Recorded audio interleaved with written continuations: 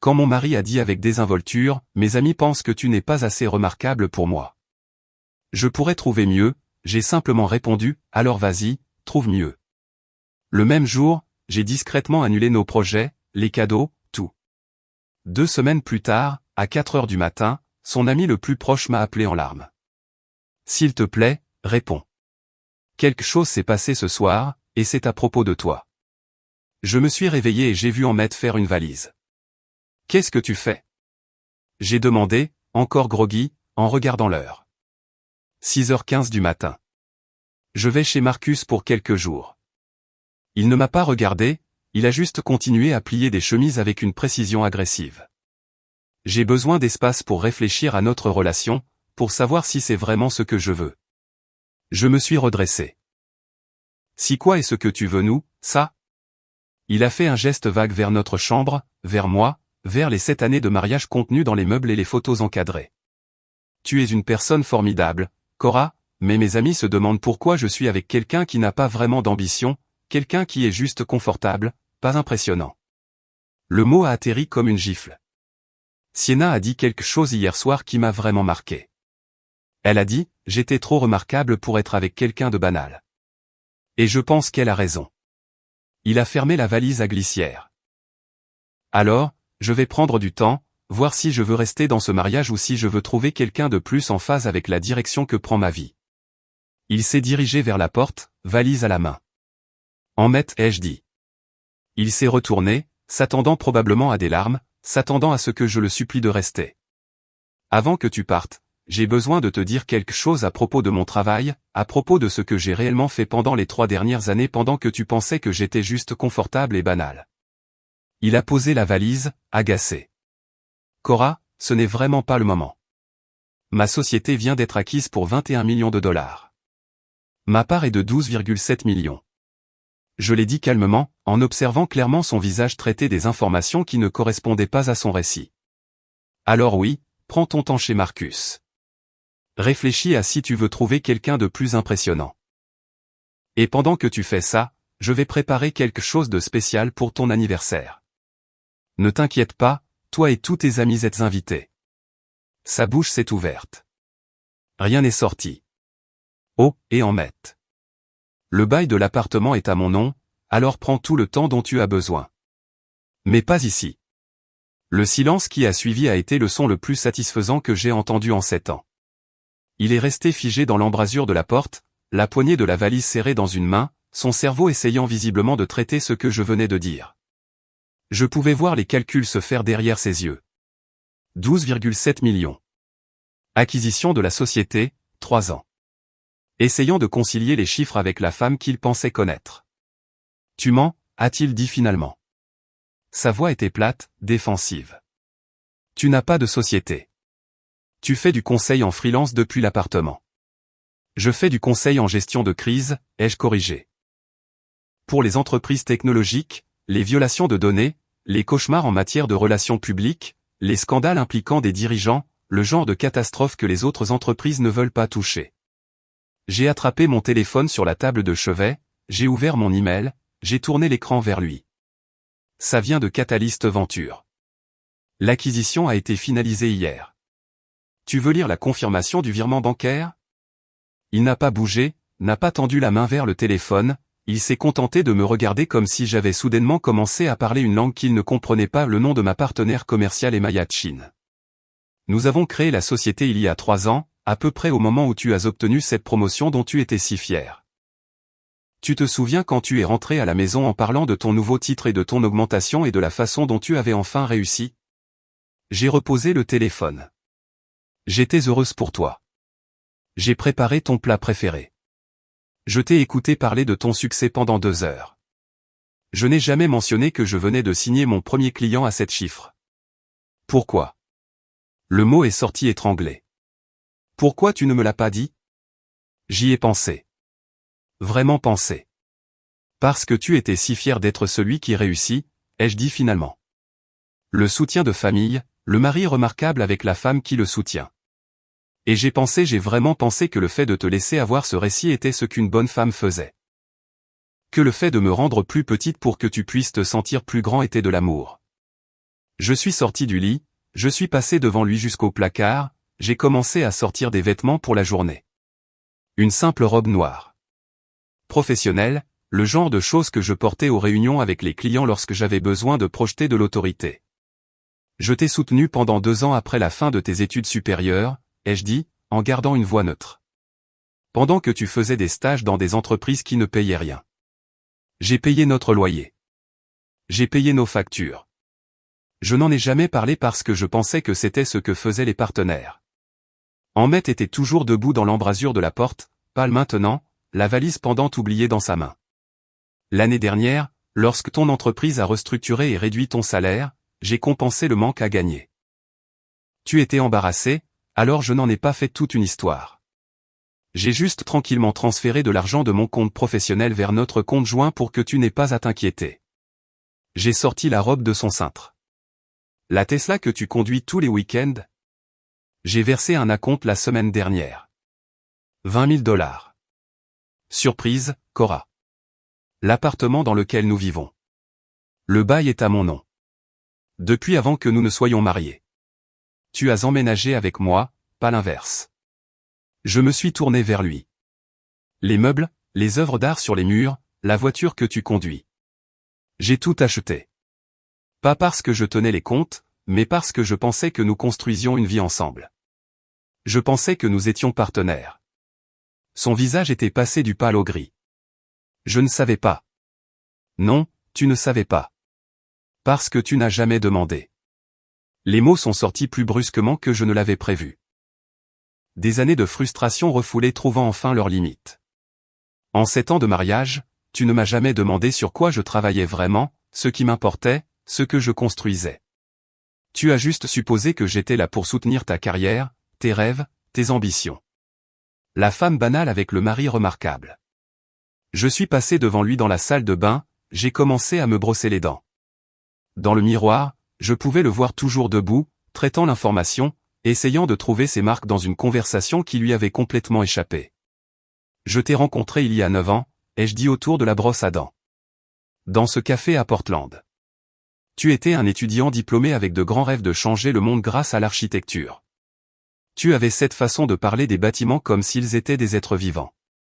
Et je suis tombée amoureuse. J'ai rincé, j'ai reposé la brosse à dents.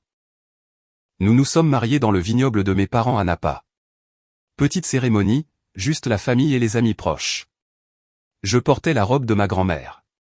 Tu as pleuré pendant tes vœux. Tu as promis de me voir, vraiment me voir, pour le reste de nos vies. Le souvenir était entre nous comme quelque chose de tangible. Pendant les premières années, j'ai pensé que tu me voyais. J'ai pensé que nous étions heureux. J'ai travaillé à mes projets de conseil en freelance, j'ai contribué aux factures, j'ai soutenu ta carrière, j'ai préparé tes plats préférés, je suis allé à tes événements professionnels, j'ai souri à tes collègues, je t'ai écouté parler de tes projets pendant des heures. J'ai croisé son regard dans le miroir. J'étais très doué pour être la femme en arrière-plan. La présence stable qui ne demandait aucune attention. Je pensais que c'était ce que tu voulais, a dit Ahmet à voix basse. Tu n'as jamais dit que tu voulais plus. Je n'aurais pas dû avoir à le dire. Je me suis tourné pour le regarder directement. Tu aurais dû demander. En 7 ans, tu aurais dû te demander au moins une fois s'il y avait plus à moi que ce que tu pouvais voir à la surface. Il a posé la valise, finalement, a passé ses mains dans ses cheveux. Je ne comprends pas. Tu as eu tout ce succès, cette entreprise, cet argent. Pourquoi tu l'as caché? Pourquoi tu m'as laissé penser que j'étais banal? J'ai terminé pour lui. Parce que je pensais que tu avais besoin d'être celui qui réussit. Je pensais que c'était ce que tu voulais. Et peut-être. J'ai fait une pause, surprise par la réalisation même en la disant à voix haute. Peut-être que je te testais, pour voir si tu m'aimerais quand tu penserais que j'étais ordinaire, quand il n'y avait rien d'impressionnant chez moi pour te valoriser. Les résultats des tests étaient là. Il avait échoué de façon spectaculaire. Tu as dit que Sienna t'avait dit que j'étais banal, ai-je dit. Quand a eu lieu cette conversation? Hier soir au dîner. Il avait l'air mal à l'aise. On est sortis à plusieurs après le travail. Marcus, Devon, Harper, Sienna. On parlait des relations, des carrières, des trucs de la vie. Et Sienna. Elle ne voulait pas dire ça d'une mauvaise façon. Elle a juste dit qu'elle pensait que je pouvais probablement faire mieux. Que j'étais trop accompli pour être avec quelqu'un qui n'avait pas le même niveau d'ambition. Et tu étais d'accord avec elle? Ce n'était pas une question, mais il a répondu quand même. Je pensais qu'elle avait raison. J'ai hoché la tête lentement. Et, donc ce matin tu t'es réveillé et tu as décidé de faire une valise pour aller chez Marcus et réfléchir à si tu voulais rester marié à ta femme banale. C'est à peu près ça quand tu le dis comme ça? Comment devrais-je le dire, Emmett? Je suis retourné dans la chambre, j'ai commencé à faire le lit. Tu me quittais, pas avec une conversation ou de l'honnêteté ou une tentative de surmonter ce que tu ressentais. Tu faisais juste une valise et tu partais à 6 heures du matin pour éviter le gâchis d'une véritable rupture. Il a grimacé. J'allais t'appeler plus tard. Tout expliquer correctement. Comme c'est généreux.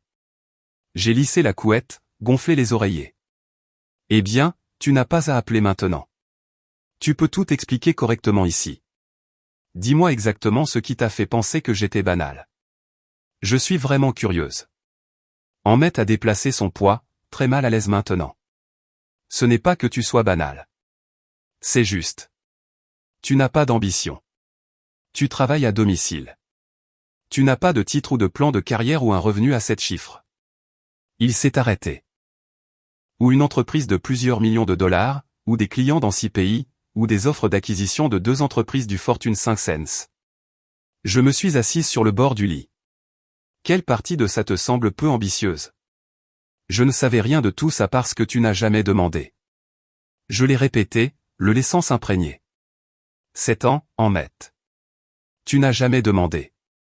La lumière du matin commençait à filtrer à travers les stores, projetant des rayures sur le sol de la chambre.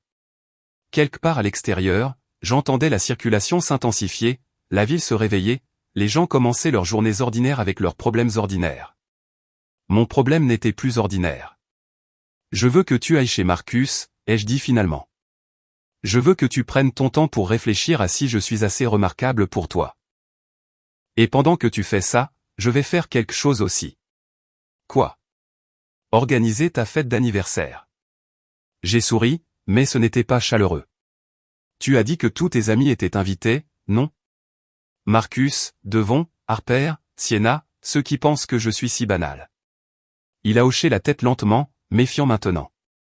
Bien, parce que j'ai déjà une réservation au Talier Russo pour ton anniversaire. Je l'ai faite il y a 4 mois. Restaurant étoilé au guide Michelin, liste d'attente de 3 mois, tout le tralala. J'allais te surprendre avec un dîner privé, juste nous deux. Je me suis levé, je suis allé à mon placard, j'ai commencé à m'habiller. Mais je pense que je vais modifier la réservation. En faire un événement de groupe, quelque chose de mémorable. Cora, qu'est-ce que tu prépares? J'ai enfilé la robe noire, je l'ai zippée. Je vais vous donner à toi et à tes amis exactement ce que vous voulez, la vérité sur qui je suis vraiment. Plus de dissimulation, plus d'être banal. J'ai attrapé mon sac d'ordinateur portable sur le bureau, mes clés de voiture sur la commode. Le bail de l'appartement est à mon nom, comme je l'ai dit. Alors, prends ta valise et va chez Marcus. Prends 1 semaine, prends 2 semaines, prends tout le temps dont tu as besoin pour décider si tu veux trouver quelqu'un de plus impressionnant que moi. J'ai marché jusqu'à la porte de la chambre, puis je me suis arrêté et je me suis retourné vers lui. Mais, Emmett, ne manque pas ton dîner d'anniversaire. Je te promets que ce sera inoubliable. J'ai conduit jusqu'à l'appartement de Maya dans le quartier de Mission, arrivant juste après 7h30. Elle vivait au 3e étage d'une maison victorienne transformée, le genre d'endroit avec des planchers de bois franc d'origine et des baies vitrées qui captaient la lumière du matin. J'avais à peine frappé quand elle a ouvert la porte, déjà habillée, le café déjà fait. Raconte-moi tout, a-t-elle dit en me faisant entrer. Je me suis effondré sur son canapé et je l'ai fait la valise, le discours sur le fait d'être banal, la façon dont il m'avait regardé quand je lui avais parlé de l'acquisition, l'invitation à son dîner d'anniversaire qui allait devenir quelque chose d'autre. Maya a écouté sans interrompre, son expression passant du choc à la colère à quelque chose qui ressemblait presque à une justification. Quand j'ai terminé, elle nous a versé du café à toutes les deux et s'est assise en face de moi. 3 ans, a-t-elle dit à voix basse. 3 ans que tu caches ce que nous avons construit parce que tu avais peur de la façon dont il réagirait. Je n'avais pas peur. Si, tu avais peur. Tu étais terrifié qu'ils se sentent diminués, qu'ils se sentent menacés, qu'ils ne soient pas capables de gérer le fait d'avoir une femme qui avait plus de succès que lui. Elle a posé sa tasse. Et devine quoi? Tu avais raison. Dès que ses amis ont mis en doute le fait que tu sois assez remarquable, il a commencé à faire une valise. Les mots ont piqué parce qu'ils étaient vrais. Maya et moi nous étions rencontrés à l'université en première année, affectés au hasard comme colocataires dans un dortoir qui sentait la vieille moquette et l'ambition. Elle étudiait l'informatique. J'étudiais la gestion d'entreprise. Nous étions restés éveillés tard à parler des entreprises que nous construirions un jour, de l'impact que nous aurions, de la façon dont nous changerions les industries qui avaient désespérément besoin de changement. Après l'obtention du diplôme, nous avions suivi des chemins différents pendant quelques années. Elle avait travaillé dans une start-up technologique à Austin. J'avais fait du conseil pour diverses entreprises à San Francisco, mais nous étions restés proches, nous parlions toutes les semaines, partagions des idées, observions le développement de nos carrières respectives. Puis, il y a 3 ans, autour d'un verre dans un bar à vin de North Beach, Maya m'avait présenté une idée. Gestion de crise pour les entreprises technologiques, avait-elle dit. Mais pas le genre de connerie d'entreprise, le vrai genre. Quand une entreprise a une violation de données et que des millions d'enregistrements de clients sont exposés. Quand un dirigeant se fait prendre à faire quelque chose d'horrible et que le conseil d'administration a besoin de contrôler les dommages. Quand tout est en feu et que les entreprises de relations publiques traditionnelles ont trop peur de toucher. J'avais été intrigué immédiatement. Pourquoi nous? Parce que nous sommes bonnes pour éteindre les incendies. Parce que nous comprenons la technologie. Et parce que personne ne s'attend à ce que 2 femmes entrent dans une pièce et réparent ce que leurs consultants trop payés n'ont pas pu, avait-elle souri. De plus, nous ferions fortune. Elle n'avait pas eu tort. Nous avions commencé petit. Maya s'occupait du côté technique, comprenant les systèmes, les violations, les vulnérabilités. Je m'occupais du côté humain, les dirigeants, les conseils d'administration, les déclarations soigneusement élaborées qui reconnaissaient les problèmes sans créer de responsabilité juridique. Notre premier client avait été une entreprise de fintech de taille moyenne qui avait exposé les données financières de 3 millions d'utilisateurs à cause d'une erreur de codage. Ils nous avaient engagés par désespoir après que 2 autres entreprises les aient refusés. Nous avions réglé le problème en 6 semaines, contenu les dommages en matière de relations publiques, mis en œuvre de nouveaux protocoles de sécurité, transformé une catastrophe en une étude de cas sur la réponse responsable aux crises. La nouvelle s'est répandue rapidement dans le monde insulaire des dirigeants de la technologie. À la fin de la première année, nous avions facturé 800 000 $. À la fin de la deuxième année, 2,3 millions de $. L'année dernière, 4,2 millions de $. Nous étions chers. Nous étions discrètes. Et nous étions terriblement efficaces pour sauver les réputations et les carrières quand tout s'effondrait. Il y a 6 mois, 2 entreprises du Fortune 500 nous avaient approchés au sujet d'une acquisition. Elles voulaient nos méthodes, notre liste de clients, notre expertise. Mais surtout, elles nous voulaient nous. Les offres avaient été stupéfiantes, le genre de chiffres qui avait fait développer un tic nerveux à mon comptable quand il m'avait montré les projections. Mais les 2 offres étaient assorties de la même condition. Nous devions rendre notre entreprise publique. Notre structure de SARL avait gardé nos noms cachés, offrant l'anonymat aux clients qui accordaient de l'importance à la discrétion par-dessus tout. Mais si nous voulions des paiements à 8 chiffres, nous devions devenir les visages publics de ce que nous avions construit. J'avais hésité pendant des mois.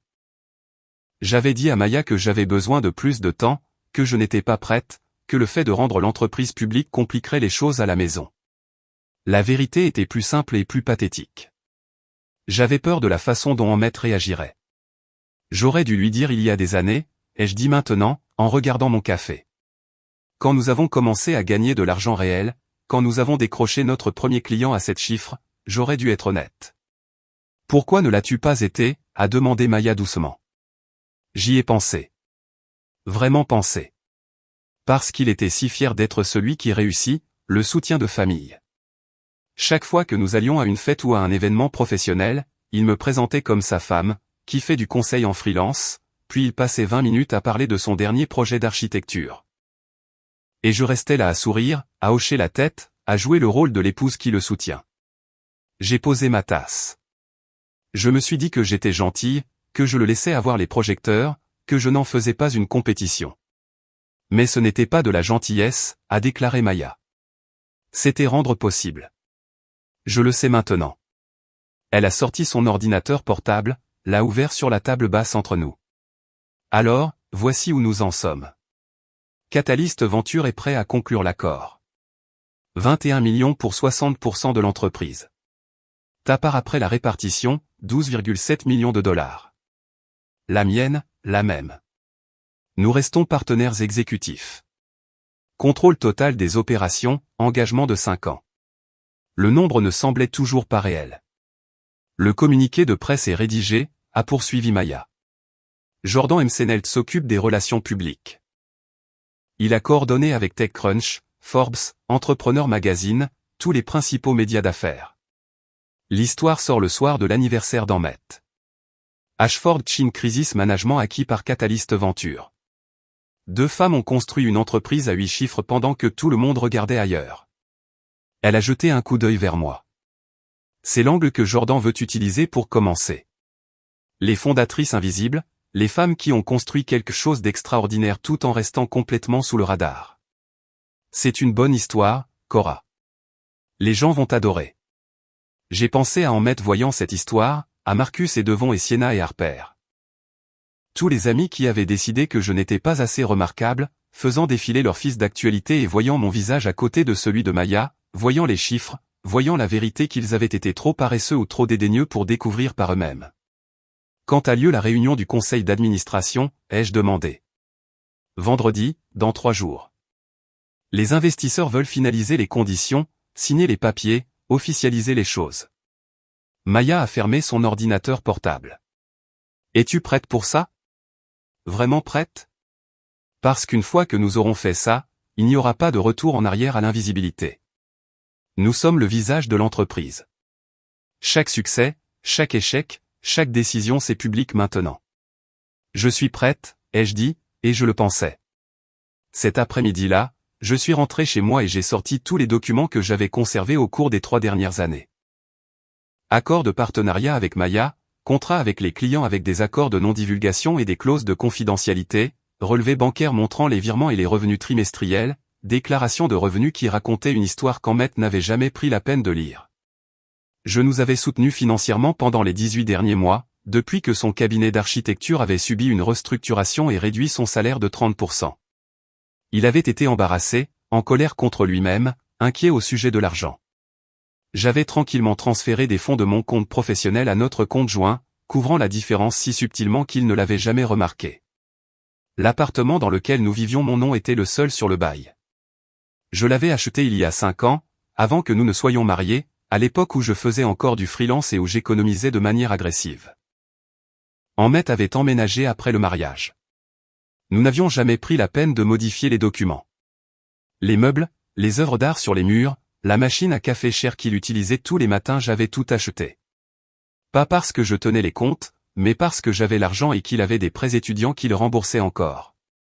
La voiture qu'il conduisait, l'ordinateur portable qu'il utilisait pour le travail, les costumes sur mesure qui étaient beaux sur les photos lors des réunions avec les clients, tout cela était financé par la femme banale qui faisait son conseil en freelance à domicile. J'ai fait des copies de tout, je l'ai organisé chronologiquement, j'ai créé une présentation simple avec des diapositives claires et des chiffres indéniables. Ensuite, j'ai ouvert le dossier que j'avais étiqueté support il y a 2 ans, quand Emmet avait obtenu son diplôme et avait commencé à chercher du travail. 2 ans de paiement de loyer pendant qu'il faisait des stages dans des entreprises qui ne payaient rien mais promettaient de l'expérience. Les 15 000 $ que je lui avais prêtés pour du matériel photographique professionnel, du matériel haut de gamme pour la photographie architecturale qui ferait ressortir son portfolio. Il avait promis de me rembourser quand il recevrait son premier vrai salaire. C'était il y a 4 ans. Nous n'en avions plus jamais parlé. La refonte du site web de 8 000 $ par un développeur professionnel qui avait rendu le portfolio en ligne d'Emmet élégant et sophistiqué. Les 3 000 $ que j'avais dépensés pour son adhésion à l'American Institute of Architects. Les innombrables dîners et déjeuners avec les clients que j'avais financés pendant qu'il faisait du réseautage et établissait des liens. Je n'avais jamais pensé à cela comme à tenir les comptes. J'avais pensé à cela comme à un partenariat, à un investissement dans notre avenir commun, au travail invisible qui maintenait les relations et les foyers ensemble. Mais en regardant les chiffres maintenant, étalés sur mon bureau en colonnes bien ordonnées de débit et de crédit, j'ai réalisé que j'avais subventionné plus que sa carrière. J'avais subventionné son ego, finançant la fiction qu'il était celui qui réussissait, celui qui était remarquable, le mari généreux qui avait été assez gentil pour épouser quelqu'un d'ordinaire. Mon téléphone a vibré. Un SMS d'Ahmet. On peut parler? J'ai réfléchi à ce que tu as dit. J'ai regardé le message pendant un long moment. Puis j'ai répondu, pas encore. Profite de ton temps chez Marcus. On parlera à ton dîner d'anniversaire. Une autre vibration, presque immédiate. À propos de ça. Peut-être qu'on devrait annuler le dîner. Gardez ça entre nous. J'ai souri à l'écran. Il commençait à comprendre que quelque chose arrivait. Il commençait à sentir les premières secousses du tremblement de terre que j'allais déclencher. Non, ai-je répondu. Tes amis ont contribué à te faire voir à quel point je suis banal. Ils méritent d'être là quand tu trouveras quelqu'un de mieux. Le dîner est toujours prévu. Samedi, 20h. Talier-Russo. Ne sois pas en retard. J'ai mis mon téléphone en silencieux et je suis retourné à mes documents. 3 jours avant la réunion du conseil d'administration. 10 jours avant l'anniversaire d'Ahmet. 10 jours avant que tous ceux qui m'avaient déjà appelé banal apprennent exactement ce qu'ils avaient été trop aveugles pour voir. J'ai ouvert la réservation pour Talier-Russo sur mon ordinateur portable et j'ai cliqué sur le bouton de modification, j'ai changé la taille du groupe de 2 à 12, j'ai ajouté une note demandant la salle à manger semi-privée avec des capacités de présentation. Ensuite, j'ai appelé le restaurant directement. C'est Cora Ashford. J'ai une réservation pour le 15. J'aimerais faire des arrangements spéciaux. La maîtresse d'hôtel à Talier-Russo était une femme nommée Colette. Accent français encore fort malgré 20 ans à San Francisco. Elle a écouté mes demandes avec la neutralité d'une personne qui avait tout vu. La salle à manger semi-privée. Oui, nous avons de la disponibilité pour votre date. Et vous aimeriez du matériel de présentation. Un écran et une connexion pour mon ordinateur portable. Rien d'élaboré, juste propre et professionnel, bien sûr. Et le menu dégustation du chef, les 12 convives, les accords mets et vins. J'ai fait une pause. Et Colette, j'ai besoin d'une discrétion absolue. L'invité d'honneur ne sait pas que je modifie les choses. Quelque chose a scintillé dans son expression. De la curiosité, peut-être, ou la reconnaissance d'une histoire dont elle avait entendu des variantes auparavant. Naturellement, Miss Ashford, nous sommes fiers de notre discrétion. J'ai raccroché et immédiatement mon téléphone a vibré avec un SMS d'Ahmet, son premier de ceux qui allaient devenir de nombreux. C'est fou. On peut s'il vous plaît juste parler? J'ai posé le téléphone face vers le bas sur mon bureau et je suis retourné au travail. Au cours des 3 jours suivants, les messages sont arrivés par vagues. 19 SMS, chacun révélant à quel point il comprenait peu ce qui s'était brisé entre nous. Le premier jour, c'était de la colère, tu es complètement irrationnel à ce sujet. J'étais juste honnête. C'est ce qu'on est censé faire dans un mariage. Le deuxième jour, il est passé à la confusion, je ne comprends pas pourquoi tu me repousses. On peut au moins parler comme des adultes? Ce traitement silencieux est infantile. Le troisième jour, il était passé à la conciliation, je ne voulais pas dire ça comme ça. Tu sais comment je deviens quand je suis stressé. Le travail a été intense, et mes amis essayaient juste de m'aider à gérer ça. On peut s'il vous plaît juste s'asseoir et en parler? Je n'ai répondu à absolument aucun message. Dans mon travail de gestion de crise, j'avais appris que le silence était souvent plus dévastateur que la confrontation. Lorsque les entreprises faisaient face à des scandales, la pire chose qu'elles pouvaient faire était d'entrer dans un va-et-vient avec les critiques. Cela donnait de l'oxygène à l'histoire, la maintenait en vie, permettait au récit de dégénérer dans des directions imprévisibles. Mieux vaut se taire. Laissez l'autre camp remplir le vide avec ses propres peurs et projections. Laissez-les imaginer les pires scénarios possibles. Je sentais qu'Ahmet commençait à paniquer au bout de 5 jours. S'il te plaît, Cora, dis-moi juste ce que je peux faire pour réparer ça. Je sais que j'ai merdé. Je sais que j'ai dit quelque chose de blessant, mais nous sommes ensemble depuis 7 ans. Ça doit bien compter pour quelque chose. S'il te plaît. 6e jour. Marcus dit que je devrais te laisser de l'espace, mais je ne peux pas rester assis ici sans savoir ce que tu penses. Tu prévois de me quitter. Tu parles à un avocat? S'il te plaît, dis-moi juste ce qui se passe. La mention d'un avocat était intéressante. Il commençait à comprendre que ce n'était pas une dispute. C'était autre chose. 7e jour. Je suis passé devant l'appartement aujourd'hui. Ta voiture était là, mais tu n'as pas répondu quand j'ai frappé. Je sais que tu es là. Je sais que tu peux m'entendre. Ce n'est pas juste. Tu ne peux pas simplement me fermer la porte comme ça. En fait, je pouvais. L'appartement était à moi. Le bail était à mon nom. Il n'avait aucun droit légal d'être là, et j'avais déjà changé les serrures, une précaution que Hélène Voss avait recommandée lors de notre première rencontre. J'avais rencontré Hélène le 4e jour dans son bureau au mur de verre, au 42e étage d'un immeuble du quartier financier. Maya l'avait recommandé avec cette mot, elle protège les actifs des femmes. Elle est impitoyable. Hélène avait la soixantaine, des cheveux argentés coupés au carré, portant un tailleur qui coûtait probablement plus cher que le loyer mensuel de la plupart des gens. Elle avait le genre de visage qui avait vu toutes les variations de la trahison humaine et qui n'était plus impressionné par rien.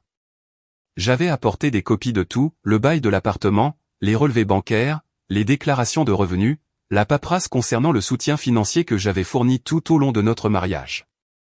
Hélène a étalé les documents sur son immense bureau et les a étudiés avec la concentration d'un chirurgien examinant des radiographies.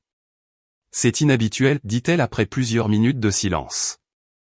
D'habitude, j'aide les femmes à prouver leurs contributions non financières, la garde des enfants, la gestion du foyer, le travail émotionnel, en essayant de faire valoir que ces choses ont de la valeur, même si elles n'apparaissent pas sur un compte bancaire.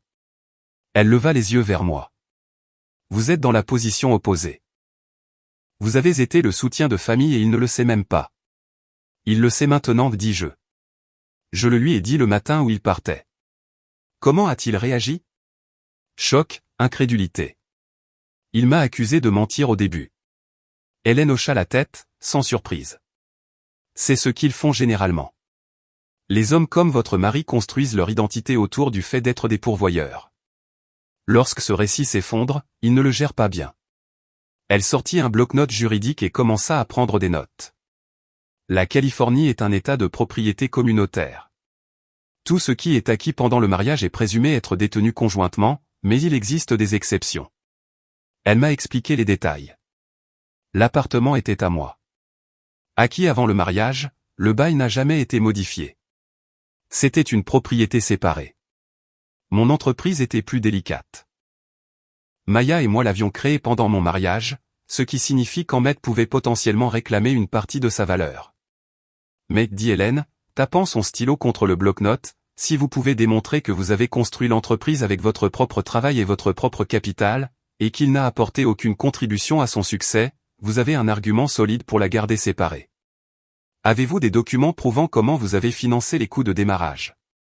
Tout provenait de mes économies personnelles d'avant notre mariage. Bien.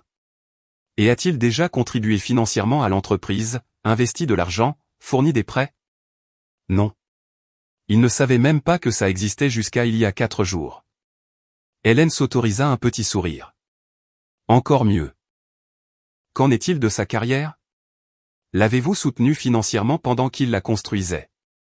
Je lui ai parlé des 2 années de paiement de loyer, du prêt d'équipement, de la conception du site web, des adhésions professionnelles et des événements de réseautage. Documentez tout, dit Hélène. Date, montant, toute communication écrite concernant le remboursement. En Californie, lorsque l'un des conjoints soutient l'éducation ou le développement de la carrière de l'autre, cela peut être considéré comme une contribution distincte qui compense les demandes de propriété communautaire. Elle rédigea des documents de séparation préliminaires, me conseilla sur la protection des actifs, m'expliqua comment séparer nos comptes bancaires sans éveiller les soupçons. Êtes-vous sûr de vouloir faire ça? Demanda Hélène alors que je partais. 7 ans, c'est long. Les gens disent des choses qu'ils ne pensent pas quand ils sont stressés ou influencés par des amis. Parfois, le conseil conjugal peut. 7 ans d'invisibilité, c'est assez long, dis-je. Hélène m'étudia pendant un moment, puis hocha la tête. Très bien, je préparerai les papiers au début de la semaine prochaine. Mais mademoiselle Ashford, une fois que vous aurez déposé les documents, il sera impossible de revenir en arrière. Assurez-vous que c'est vraiment ce que vous voulez. Je pensais à la valise d'Ahmed, à la cruauté des involtes d'être appelé banal, à 7 ans à me faire plus petite pour qu'il puisse se sentir plus grand. C'est ce que je veux, dis-je. Le 8e jour, j'ai rencontré Jordan Msenel dans un café du quartier de Mission. Il était déjà là quand je suis arrivé, assis à une table d'angle avec son ordinateur portable ouvert et 2 cafés qui attendaient. Jordan avait la quarantaine, perpétuellement habillé comme s'il venait de sortir d'une réunion avec des personnes importantes, ce qui était généralement le cas. Il avait bâti sa carrière en gérant les lancements de produits pour des entreprises technologiques, le genre de construction narrative soignée qui transformait les versions de logiciels en moments culturels. « Tu vas enfin le faire, dit-il quand je me suis assise. Rendre public ce que tu as construit. » J'expliquais la situation, la fin du mariage, la clôture de l'acquisition dans moins de 2 semaines, le dîner d'anniversaire que je prévoyais pour Ahmet et ses amis.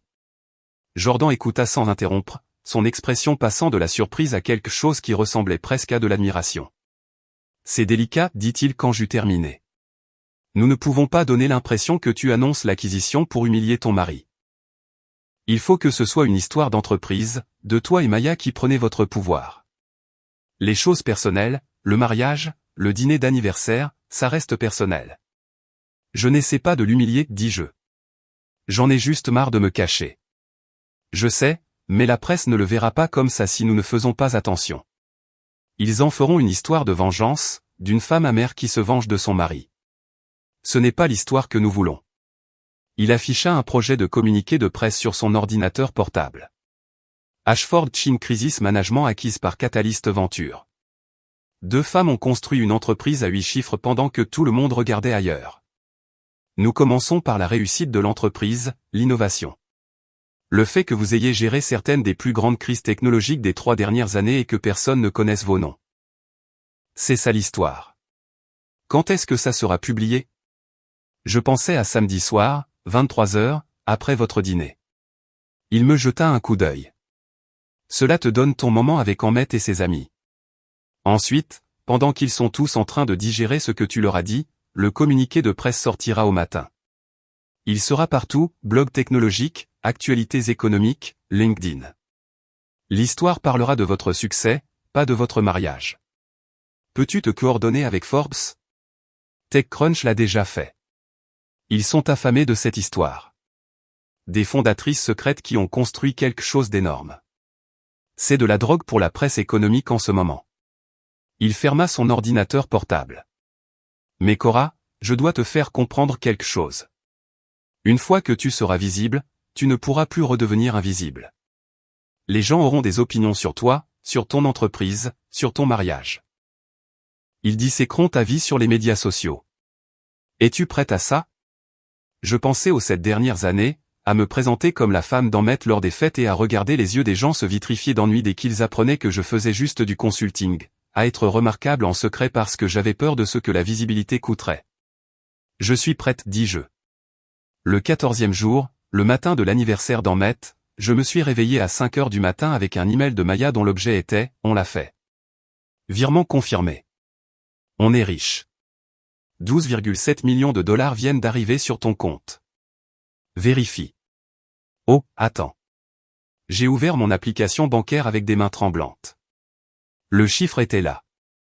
Indéniable. 7 chiffres suivis de plus de chiffres que je n'en avais jamais vus sur mon compte personnel. J'attendais l'euphorie, les larmes, un grand moment de triomphe cinématographique. Au lieu de ça, je me sentais calme, lucide, comme si j'avais marché dans le brouillard pendant 7 ans, et que quelqu'un avait enfin allumé le soleil. L'argent n'était pas le but. Le but était que j'avais construit quelque chose de réel pendant que tout le monde regardait ailleurs. Je m'étais prouvé à moi-même, si personne d'autre, que remarquable n'était pas quelque chose que quelqu'un d'autre décidait à votre sujet. Je suis sorti du lit et me suis dirigé vers mon placard, j'ai sorti la robe de soie bleu nuit que j'avais achetée la semaine dernière spécialement pour ce soir. Coupe simple, tissu cher, le genre qui chuchote au lieu de crier. J'ai pris une douche, me suis maquillé, me suis coiffé. Quand je me suis regardé dans le miroir, j'ai à peine reconnu la femme qui me regardait. Non pas parce que j'avais l'air différente, mais parce que je me sentais différente. Complètement présente. Fini de disparaître. Mon téléphone vibra. Un autre SMS d'Ahmet. À ce soir. J'ai souri à l'écran et j'ai répondu, 20h. Ne sois pas en retard. Je suis arrivé à l'atelier Russo à 19h45, me garantissant dans le parking en face. L'air du soir était frais, typique de San Francisco à la fin du mois de septembre, portant cette odeur de sel et de brouillard de la baie. J'ai marché les 2 pâtés de maison jusqu'au restaurant, mes talons claquant sur le trottoir dans un rythme régulier qui ressemblait à un compte à rebours. L'extérieur du restaurant était discret, juste une plaque en laiton à côté d'une porte en bois sombre.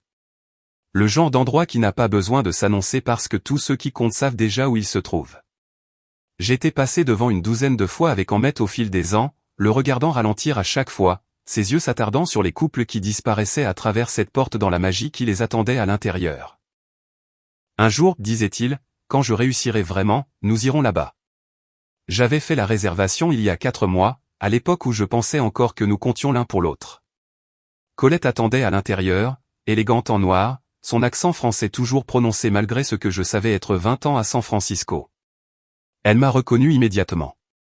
Nous avions parlé au téléphone 3 fois au cours de la semaine écoulée, pour finaliser les détails. Mademoiselle Ashford, dit-elle en tendant la main. Tout est préparé exactement comme vous l'avez demandé. Merci, Colette. Elle me fit passer devant la salle à manger principale, devant des tables de couples bien habillés qui parlaient à voix basse au-dessus d'un vin qui coûtait plus cher à la bouteille que les courses hebdomadaires de la plupart des gens. Nous traversâmes un couloir bordé de photos en noir et blanc des marchés alimentaires parisiens, puis une porte donnant sur la salle à manger semi-privée que j'avais réservée. C'était parfait. La table était dressée pour 12 personnes, les flûtes à champagne captant la lumière des ampoules Edison au-dessus de nos têtes. Les menus étaient déjà placés. J'avais présélectionné le menu dégustation du chef, 7 plats, avec des accords mets et vins à chaque fois. Dans un coin, discret mais visible, se trouvait l'écran et le projecteur que j'avais demandé, déjà connecté au réseau Wi-Fi du restaurant. L'équipement de présentation est prêt, dit Colette. Vous pourrez vous connecter directement depuis votre ordinateur portable, et j'ai informé le sommelier. Le champagne sera versé lorsque vous en donnerez le signal. J'ai sorti mon ordinateur portable, testé la connexion. La première diapositive est apparue à l'écran, une simple diapositive de titre avec le logo de mon entreprise. J'ai parcouru rapidement la présentation, m'assurant que tout était en ordre, l'annonce de l'acquisition, la documentation financière, le calendrier du soutien, le tout propre, professionnel, indéniable. Parfait, dis-je en me déconnectant. Je me reconnecterai quand je serai prête. Voulez-vous vous joindre à la fête immédiatement, ou préférez-vous attendre au bar? Le bar, dis-je, je veux les regarder arriver. Colette me reconduisit dans la salle principale et m'installa à l'extrémité du bar, de manière à ce que je puisse voir l'entrée et le couloir menant à la salle à manger privée. Elle plaça un verre d'eau gazeuse devant moi sans que je le demande. Pour plus de clarté, dit-elle doucement, et j'appréciai sa compréhension. Je devais être lucide ce soir. Être présente à chaque instant de ce qui allait se passer. Les premiers invités arrivèrent à 19h53, Marcus et Devon, les colocataires d'Ahmet à l'université. Tous deux étaient vêtus de costumes qui criaient à l'argent de la finance. Marcus avait pris du poids depuis la dernière fois que je l'avais vu lors d'un barbecue il y a 2 étés. Devon s'était rasé la tête, probablement pour essayer de prendre de l'avance sur la calvitie qui gagnait clairement du terrain. Ils regardèrent autour d'eux avec confusion, vérifiant leur téléphone, comparant leurs notes. À travers la fenêtre, je les vis se montrer leurs textos, des invitations que j'avais envoyées depuis un numéro inconnu prétendant provenir d'Ahmet. Colette les salua avec douceur, confirma qu'ils étaient là pour la fête d'Ashford et les conduisit à la salle à manger privée. J'observai leurs visages lorsqu'ils passèrent, curiosité, incertitude, le début de cette anxiété sociale qui vient du fait de ne pas savoir quel rôle on est censé jouer. Harper arriva ensuite à 19h57, la collègue d'Ahmet de Morrison & Associates. Je l'avais rencontrée exactement 3 fois en 7 ans, 2 fois lors des fêtes de fin d'année de l'entreprise et 1 fois lors d'un dîner célébrant la promotion d'Ahmet. Elle était le genre de femme qui s'habillait comme si elle était perpétuellement en route pour une réunion importante, blazer bien coupé, chemisier impeccable, talons qui ajoutaient 7,5 cm mais qui avaient quand même l'air pratique. Elle salua Marcus et Devon avec une chaleur professionnelle qui n'atteignait pas vraiment l'amitié sincère. Et je réalisai qu'elle ne les connaissait probablement pas bien non plus.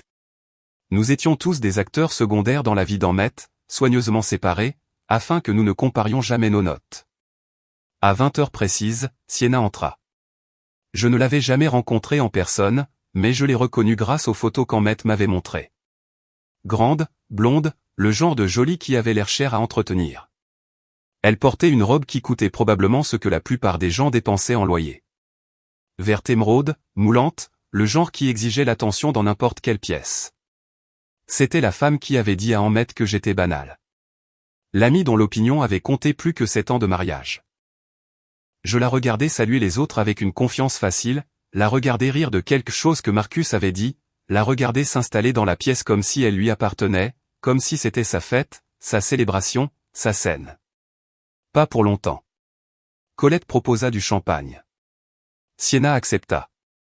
Les autres suivirent. Ils se regroupèrent dans la salle à manger privée, visible à travers la cloison de verre, leur langage corporel passant de la confusion à cette énergie sociale forcée que les gens adoptent lorsqu'ils ne sont pas sûrs de ce qui se passe, mais qu'ils ne veulent pas avoir l'air ringards. Je vérifiai mon téléphone. Toujours pas Ahmed était en retard. Puis la porte s'ouvrit et il était là. Il se tint un moment à l'entrée, scannant le restaurant, et je vis la confusion s'épanouir sur son visage lorsqu'il aperçut ses amis à travers la vitre. Il sortit son téléphone, le vérifia comme s'il avait pu manquer un message expliquant ce qui se passait. Il portait le costume anthracite que je lui avais acheté il y a 18 mois lorsqu'il avait été promu chef de projet principal, celui que j'avais fait tailler spécialement à ses mensurations dans une boutique de North Beach qui facturait $200 juste pour les retouches. Les chaussures en cuir italien que je lui avais offertes à Noël dernier, celles qu'il portait depuis à chaque réunion importante. Il avait l'air d'avoir réussi, d'être soigné, comme un homme qui avait compris sa vie. Je savais exactement quelle part de cette image j'avais financée. Son regard parcourut la pièce à la recherche et finit par s'arrêter sur moi au bar. Je le vis traiter l'information, sa femme seule en train de le regarder, quelque chose d'illisible dans son expression. Il commença à marcher vers moi, son visage passant par toute une gamme d'émotions. La confusion laissa place à l'espoir. L'espoir teinté d'incertitude.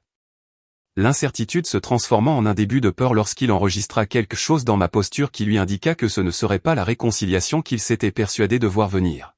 « Cora, dit-il en arrivant à ma hauteur. Qu'est-ce qui se passe? Pourquoi Marcus et Devon sont-ils ici? Et Sienna, c'est ton dîner d'anniversaire, dis-je calmement. J'ai invité les personnes dont l'opinion compte le plus pour toi. Mais je pensais que tu avais dit qu'on devrait parler. Je pensais que ce serait juste nous. Nous allons parler, devant tes amis, ceux qui t'ont aidé à voir à quel point je suis banal. Je me suis levé, j'ai lissé ma robe. Allez, tout le monde attend. J'ai commencé à marcher vers la salle à manger privée. Derrière moi, j'entendais Ahmed suivre, ses pas hésitants, sa respiration légèrement élevée. Il commençait à comprendre que quelque chose n'allait pas, que le scénario qu'il avait écrit dans sa tête n'était pas celui que j'allais jouer. Colette ouvrit la porte de la salle à manger privée. La conversation à l'intérieur cessa lorsque tout le monde se tourna pour nous regarder. Je vis l'expression de Sienna passer de la curiosité à quelque chose de plus réservé, vis Marcus et Devon échanger un regard, vis Harper poser son verre de champagne avec une précision calculée. Merci à tous d'être venus, dis-je, entrant dans la pièce avec l'autorité que je réservais habituellement aux salles de conseil remplies de cadres paniqués. S'il vous plaît, asseyez-vous tous. Je voulais fêter l'anniversaire d'Ahmed avec les personnes qui comptent le plus pour lui. Ahmed entra derrière moi, toujours confus, regardant ses amis et moi comme s'il essayait de résoudre un puzzle avec des pièces qui ne s'emboîtaient pas à Cora. Qu'est-ce que c'est que ça? Sa voix portait une pointe de désespoir. C'est exactement ce que j'ai dit. Ton dîner d'anniversaire. Je me suis dirigé vers le bout de la table, me positionnant de manière à ce que tout le monde puisse me voir clairement. Il y a 2 semaines, tu m'as dit que tes amis pensaient que je n'étais pas assez remarquable pour toi, que tu pouvais trouver mieux. Je pensais que tes amis devraient être ici quand tu découvriras à quel point j'ai été remarquable. Je vis le moment où il réalisa, la façon dont son visage pâlit, la façon dont ses mains se crispèrent sur les côtés. Sienna se tortilla mal à l'aise sur son siège. Marcus refusa de croiser mon regard. Devon s'intéressa soudainement beaucoup au menu plié sur son assiette. Seul Harper me regarda directement, son expression illisible, comme si elle regardait une pièce de théâtre et n'était pas encore sûre de savoir s'il s'agissait d'une tragédie ou d'une comédie. Tout le monde ici a du champagne sauf toi et moi, dis-je, regardant Ahmed. Devrions-nous aller chercher des verres? Nous avons tellement de choses à fêter. Colette apparut silencieusement à la porte, 2 flûtes à champagne sur un plateau. Elle les déposa sur les 2 sièges restants, un au bout de la table où je me tenais, un à côté où Ahmed était toujours figé. S'il te plaît, fis-je en désignant sa chaise. Assieds-toi. C'est ta fête après tout. Il s'assit lentement, comme un homme entrant dans un piège qu'il pouvait voir mais qu'il ne pouvait pas éviter. La pièce était complètement silencieuse, à l'exception du doux bruit du champagne qui était versé, des bulles qui montaient dans le cristal, l'attente étant suffisamment forte pour être goûtée. Je pris mon verre et souris à la table pleine de gens qui avaient décidé que je ne valais pas la peine d'être remarqué. Allons-nous commencer ? Le sommelier fit le tour de la table avec une efficacité consommée, remplissant 12 flûtes à champagne d'un liquide doré qui captait la lumière comme des promesses sur le point d'être rompues. Je me tenais immobile au bout de la table, regardant les bulles monter dans le cristal, tandis qu'Ahmet restait figé à mi-chemin entre la position debout et assise, sa confusion se transformant en quelque chose qui ressemblait davantage à la crainte. Lorsque le dernier verre fut rempli et que le sommelier se fut retiré par la porte avec un signe de tête discret, je laissai le silence s'étirer. Le laisser devenir inconfortable. Laisser chacun dans cette pièce mariner dans son incertitude pendant exactement 15 secondes avant que je ne parle. Il y a 2 semaines, commençai-je, ma voix étant calme et claire, Ahmet est rentré à la maison et m'a dit que ses amis pensaient que je n'étais pas assez remarquable pour lui, qu'il pouvait trouver mieux. Les mots tombèrent comme des grenades. Le visage de Sienna se vida de sa couleur si vite que je pensais qu'elle allait s'évanouir. Marcus développa soudainement un intérêt intense pour la serviette pliée sur son assiette. La mâchoire de devant se crispa. Harper, la seule personne dans la pièce qui avait l'air sincèrement surprise plutôt que coupable, se tourna pour regarder Ahmet avec une expression que je ne pus pas vraiment lire. « Et vous savez quoi ?» continuai-je, gardant mon ton conversationnel, presque léger. Il avait absolument raison. Je vis la confusion se propager dans la pièce. Ce n'était pas le scénario que tout le monde avait prévu. Je ne suis pas assez remarquable. Je suis remarquable d'une manière qu'il n'a jamais pris la peine de remarquer. D'une manière qu'aucun d'entre vous n'a pris la peine de demander. Je sortis mon téléphone, le connectai à l'écran dans le coin. La première diapositive apparut. Propre, professionnel, indéniable. Voici mon entreprise, Ashford Chin Crisis Management. Le logo remplissait l'écran. Simple, élégant, professionnel. Pendant 3 ans, pendant qu'Ahmet collectionnait ses prix d'architecture et me présentait lors de soirées comme sa femme qui fait du conseil en freelance, ma partenaire Maya et moi avons dirigé une société de gestion de crise spécialisée dans les entreprises technologiques. Je suis passé à la diapositive suivante, une liste de services formulés avec soin pour protéger la confidentialité des clients, mais suffisamment spécifique pour rendre compte de l'étendue. Nous gérons les catastrophes que les autres consultants ne veulent pas toucher, violation de données affectant des millions d'utilisateurs, cauchemar de relations publiques impliquant des fautes de la direction, scandale d'entreprises qui pourraient détruire des entreprises si elles étaient mal gérées. Nous sommes discrets, nous sommes efficaces et nous sommes très, très chers. Diapositive suivante, témoignages de clients avec des noms caviardés, études de cas avec suppression des détails d'identification, graphique de revenus montrant une croissance exponentielle sur 3 ans. J'ai entendu quelqu'un aspirer de l'air bruyamment. Impossible de dire qui. L'année dernière, nous avons facturé 4,2 millions de dollars. Cette année, nous sommes en voie d'atteindre 6,8 millions de dollars. Il y a 6 mois, 2 entreprises du Fortune 500 nous ont approchés avec des offres d'acquisition. J'ai laissé cette information s'installer, observant les visages traités des chiffres qui ne correspondaient pas au récit qu'ils avaient construit sur qui j'étais. Ce matin, ai-je dit, en passant à la diapositive suivante, nous avons finalisé l'acquisition. L'annonce de Catalyst Venture a rempli l'écran, papier à en-tête officiel, langage juridique, et en bas, le chiffre qui avait fait trembler les mains de mon comptable lorsqu'il m'avait montré la confirmation du virement. 60% de la société vendue à Catalyst Venture pour 21 millions de dollars. Ma part, après partage avec mon partenaire et paiement des premiers investisseurs, 12,7 millions de dollars. Le silence qui a suivi était absolu. Pas même des bruits de respiration. Juste 12 personnes figées sur place, verre de champagne suspendu, cerveau essayant de réconcilier la femme qui se tenait devant eux avec celle qu'ils avaient jugée insignifiante. Je les ai laissés cogiter. J'ai laissé le chiffre résonner dans l'espace calme. Puis je suis passé à la diapositive suivante. Mais laissez-moi vous montrer autre chose, car ce qui est remarquable, ce n'est pas seulement ce que j'ai construit.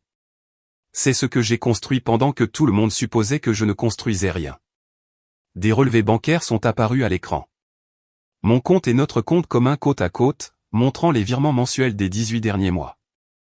Ce sont les dépôts que j'ai effectués pour couvrir nos dépenses ménagères après que le cabinet d'Ammet a été restructuré et a réduit son salaire de 30%. Il était gêné par la réduction de salaire, alors j'ai discrètement transféré de l'argent de mon compte professionnel vers notre compte commun, suffisamment pour combler le manque à gagner afin qu'il n'ait pas à s'inquiéter. Ammet a fait un bruit, quelque chose entre un halètement et un gémissement. Je ne l'ai pas regardé. J'ai gardé les yeux sur l'écran, sur la preuve irréfutable. Diapositive suivante, quittance de loyer d'il y a 5 et 6 ans. Elle date des 2 années qui ont suivi la fin des études supérieures d'Ammet. Pendant qu'il était stagiaire dans des cabinets d'architecture qui ne payaient rien mais promettaient de l'expérience, j'ai payé notre loyer, pour nous deux, pendant 24 mois. Diapositive suivante, un virement bancaire de 15 000 $. C'est le prêt que j'ai accordé à Ammet pour du matériel photo professionnel, du matériel haut de gamme pour la photographie d'architecture afin de faire ressortir son portfolio. L'accord de prêt stipulait qu'il le rembourserait lorsqu'il recevrait son premier vrai chèque de paie. C'était il y a 4 ans. Nous n'en avons plus jamais discuté. Je pouvais sentir Ammet me regarder fixement. Je pouvais sentir le poids de son regard, mais j'ai gardé mon attention vers l'avant. Diapositive suivante, une facture d'une société de développement web. 8 000 $ pour une refonte professionnelle du site web. Son site de portfolio, celui qui l'a aidé à décrocher son emploi chez Morrison & Associates. Diapositive suivante, une autre facture. 3 000 $ pour son adhésion à l'American Institute of Architects, des cours de perfectionnement professionnel, des événements de réseautage, du matériel pour les présentations. Diapositive après diapositive, une paperasse de soutien qui était invisible parce que je n'avais jamais exigé de reconnaissance pour cela, je ne l'avais jamais mentionné, je ne lui en avais jamais fait grief. Les reçus s'additionnaient en temps réel à l'écran, les dîners que j'avais payés pendant qu'il faisait du réseautage, l'assurance automobile que j'avais couverte, les 1000 petites dépenses qui s'accumulent lorsque vous construisez une vie avec quelqu'un et qu'une personne porte tranquillement plus de poids que l'autre ne le réalise. Je n'ai jamais considéré cela comme un calcul de points, ai-je dit doucement. Je considérais cela comme un partenariat, comme de l'amour, comme le travail invisible qui maintient les foyers ensemble. J'ai finalement regardé Ammet. Son visage était gris, ses mains agrippant le bord de la table comme s'il avait besoin de quelque chose de solide auquel s'accrocher. Mais en regardant ces chiffres maintenant, je réalise ce que je faisais réellement. Je subventionnais ton ego, je finançais la fiction que tu étais celui qui réussissait, le soutien de famille, le mari remarquable assez généreux pour épouser quelqu'un d'ordinaire. Je me suis tourné vers toute la table. Et vous tous avez contribué à maintenir cette fiction parce qu'il était plus facile de supposer que j'étais insignifiante que de demander ce que je faisais réellement, plus facile de me juger pour ne pas avoir un titre de poste impressionnant que de se demander si peut-être je construisais quelque chose que vous ne pouviez pas voir.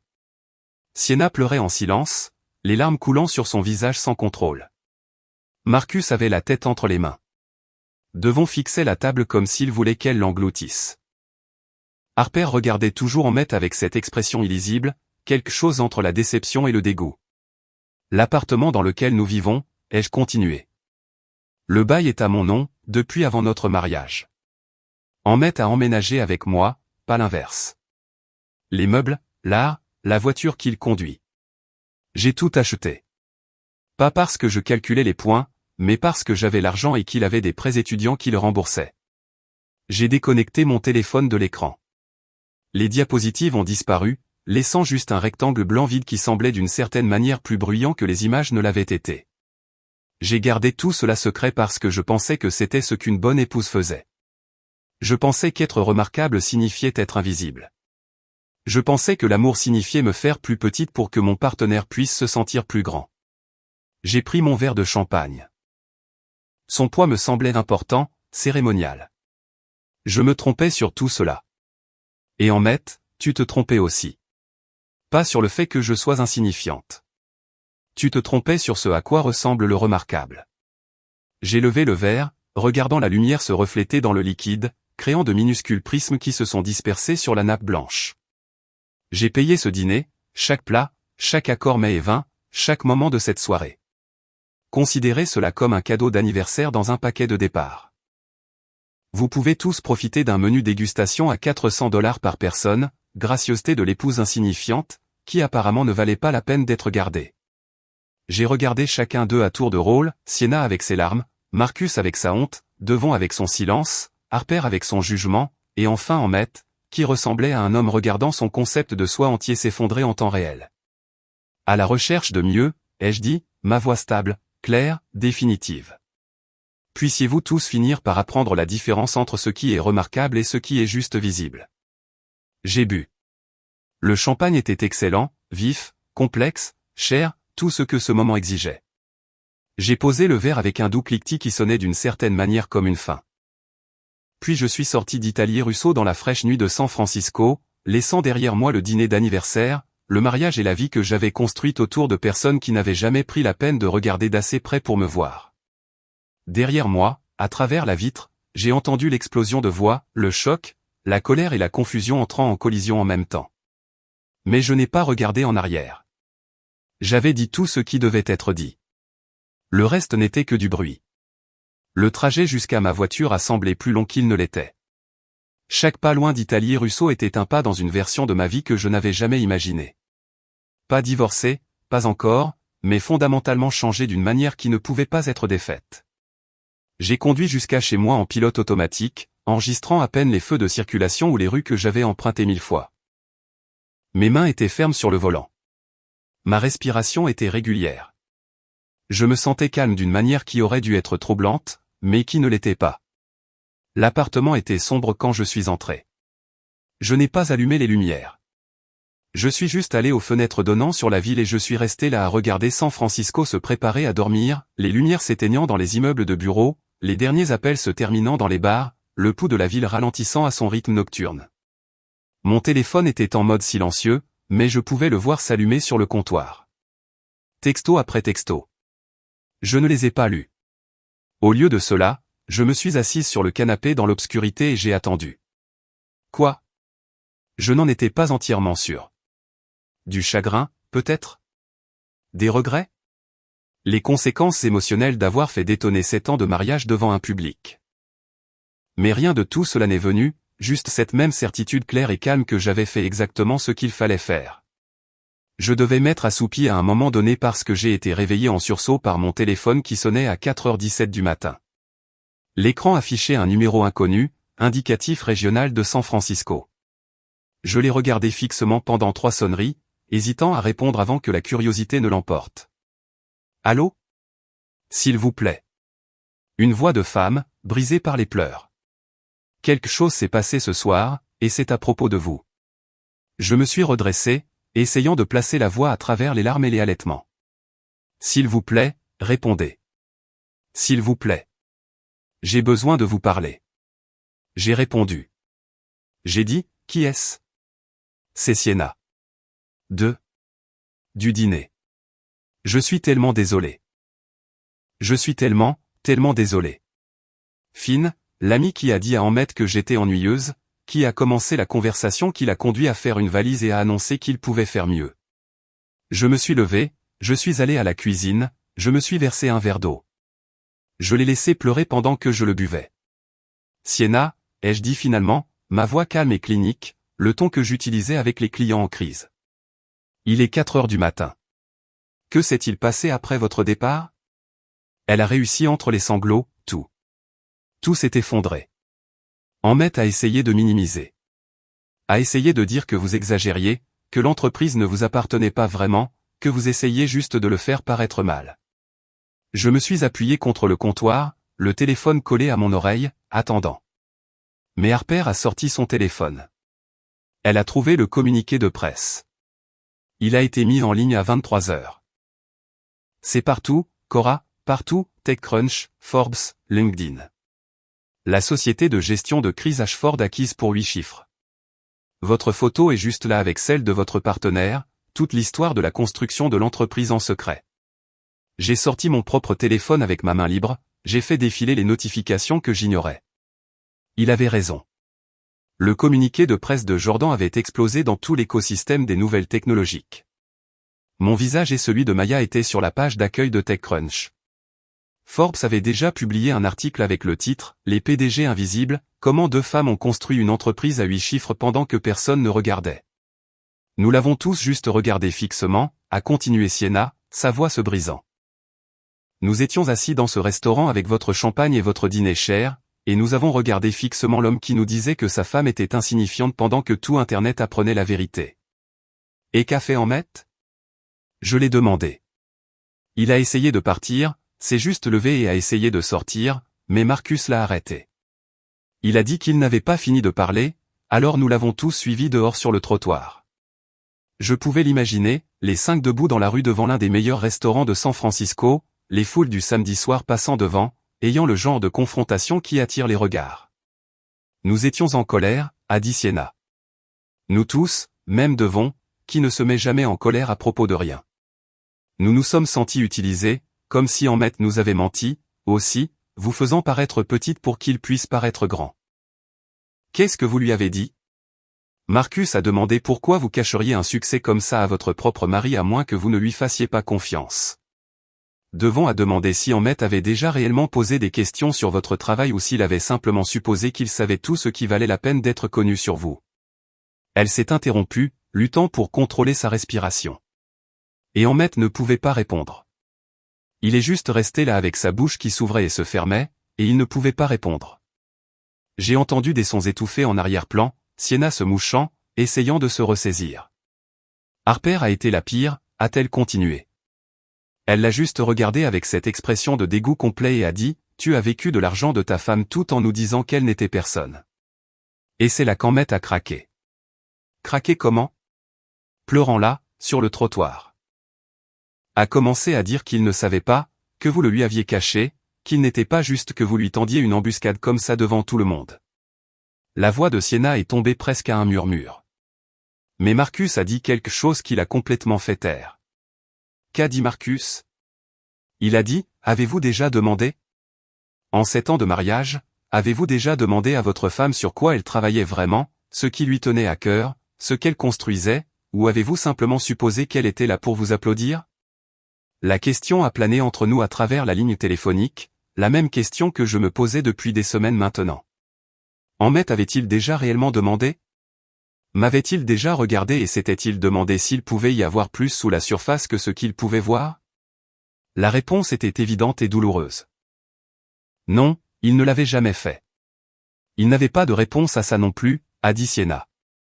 Il est juste resté là à pleurer pendant que les gens passaient devant en nous regardant fixement. Finalement, Harper lui a appelé une voiture, lui a dit d'aller chez Marcus comme il l'avait prévu et de réfléchir au genre de personne qu'il était devenu. Est-ce pour ça que vous appelez? Ai-je demandé. Pour me donner des nouvelles de la crise d'Ahmet? Non, elle s'est interrompue, pleurant plus fort, j'appelle parce que. Elle s'est interrompue, pleurant plus fort parce que j'ai besoin que vous sachiez que nous avions tort, si complètement, désastreusement tort à votre sujet, sur ce à quoi ressemble le remarquable, surtout. J'ai attendu qu'elle continue. J'ai commencé cette conversation, a-t-elle dit. Au dîner il y a 2 semaines, nous avions tous bu trop de vin, et nous parlions de relations et de carrière et de choses de la vie. Et j'ai dit, Dieu, j'ai dit, vous étiez douce mais ennuyeuse, et peut-être qu'Ahmet devrait voir plus grand, peut-être qu'il devrait être avec quelqu'un de plus ambitieux, de plus excitant, quelqu'un qui correspond à son niveau de succès. Et tout le monde était d'accord. J'ai dit, pas une question.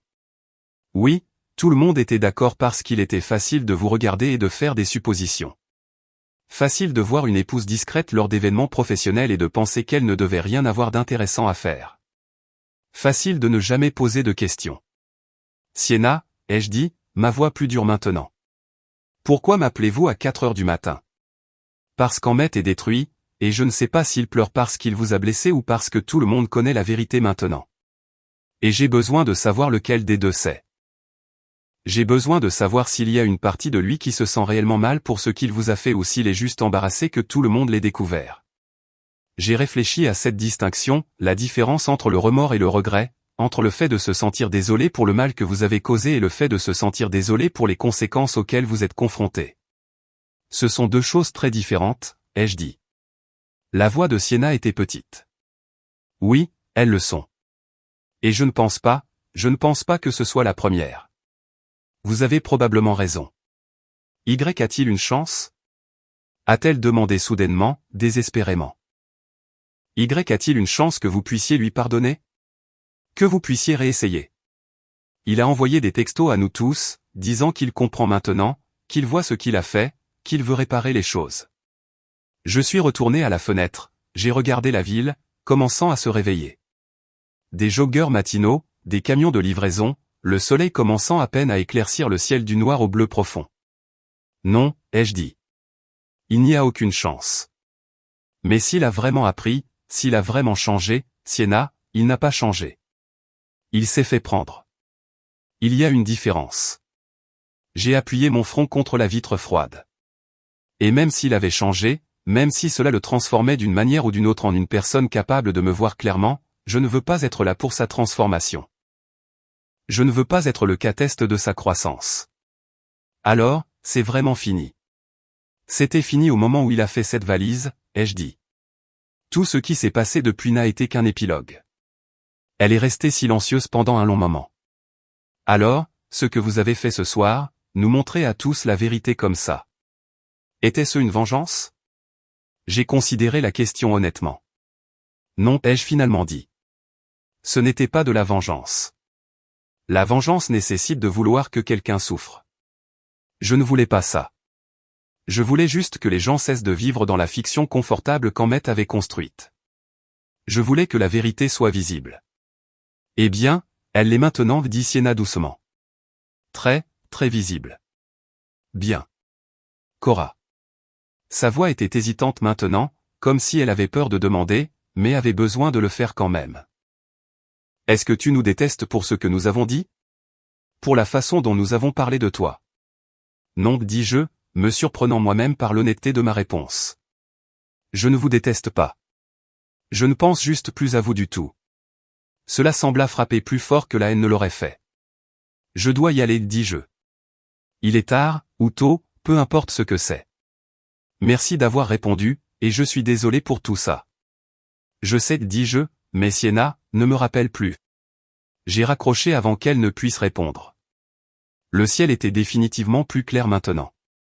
Le matin arrivait, que je sois prête ou non.